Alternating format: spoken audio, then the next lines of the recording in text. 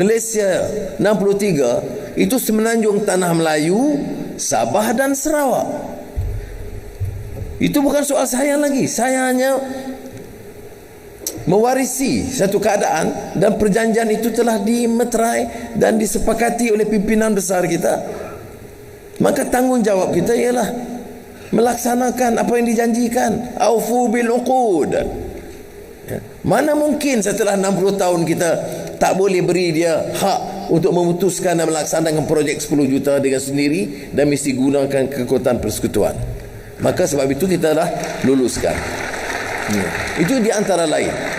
Yang lainnya akan kita umumkan esok, kerana kita akan mesyuarat Perjanjian Malaysia 63 MA63 di Kuching, Sarawak. Dan insya-Allah sebahagian besar hal yang lain boleh kita selesaikan.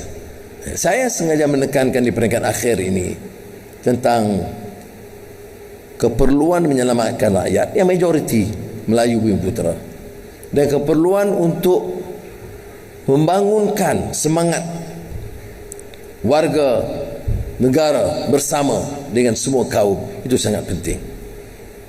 Saya tahu sentimen kaum itu memang menarik. Ini dikatakan siege mentality, ditanam semangat kita ini under threat. Saya nak beritahu, yang under threat itu bukan soal kaum. Yang under threat itu, kalau rasa cemas dan tertekan itu, ialah kerana pimpinan yang rasuah dan bongkak, bukan rakyat jelata. Mudah-mudahan insya-Allah kita dapat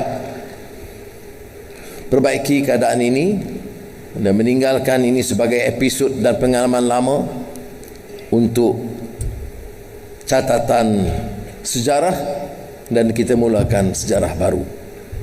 Dari pelbagai lapangan pengalaman, saya percaya dengan semangat melahirkan masyarakat dan negara madani ini yang berteraskan nilai kemanusiaan dan keyakinan, serta membangunkan semula negara Malaysia merdeka dan berdaulat. Saya yakin melihat kepada keupayaan pimpinan politik, pimpinan penjawat awam selama ini, saya menaruh keyakinan yang sangat tinggi bahawa Malaysia berupaya diangkat semula di persada dunia sebagai negara kukuh dan kuat. Kita tidak mahu nama Malaysia ini tercemar dengan skandal, dengan permasalahan, dengan cetusan pertelingkahan kaum atau agama. Kita mahu Malaysia ini dikenali sebagai negara madani yang mampu diangkat martabat rakyat dan negaranya. Salah satu negara yang harum dikenali dan dihormati sebagai negara makmur, negara adil, negara yang menolak sebarang bentuk kezaliman terhadap individu atau kaum. Kita mahu negara ini dikenali dengan semangat baru, semangat rakyat yang faham erti kebebasan dan kemerdekaan, semangat rakyat yang bermaruah. Kita telah menunjukkan keupayaan itu, dan saya percaya barisan pimpinan, penjawat awam, sektor swasta faham bahawa bila sebut keselesaan hidup, kebahagiaan, kejayaan, ini keselesaan untuk semua, bukan keselesaan untuk satu dua kelompok terpilih. Jadi saudara-saudara, saya mohon kerjasama kita untuk meletakkan satu asas dan budaya baru, meninggalkan yang lampau dan cuba memartabatkan nilai hidup yang lebih bermakna. Saya tegaskan semula, buka pintu hati kita. Selamatlah negara kita. Negara kita ini pernah menunjukkan potensi yang baik, pernah tercorot. Maka berilah kesempatan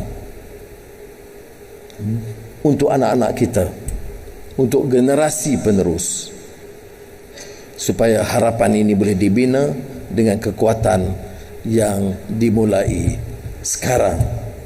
Dan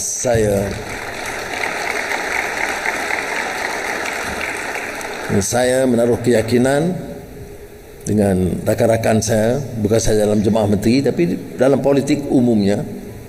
Dan kita akan lihat umpamanya perjalanan parlimen akan datang, saya harap lebih siuman, lebih tenang, lebih manusiawi daripada yang kita saksikan dulunya. Bila kita sebut lebih manusiawi, kalau tidak manusiawi, lawannya itu jelek. Jadi sebab itu saya percaya kita boleh lakukan. Ada orang mengandaikan bahawa kalau begitu, bolehkah kita tutup semua pekung penyelewengan dan rasuah? Itu bukan urusan saya. Kita percaya kepada peranan badan penguasaan dan badan kehakiman, tetapi kita harus juga tahu bahawa harta-harta yang diambil cara yang tidak sah, kalau pandangan saya, harus dipulangkan kepada negara dan rakyat.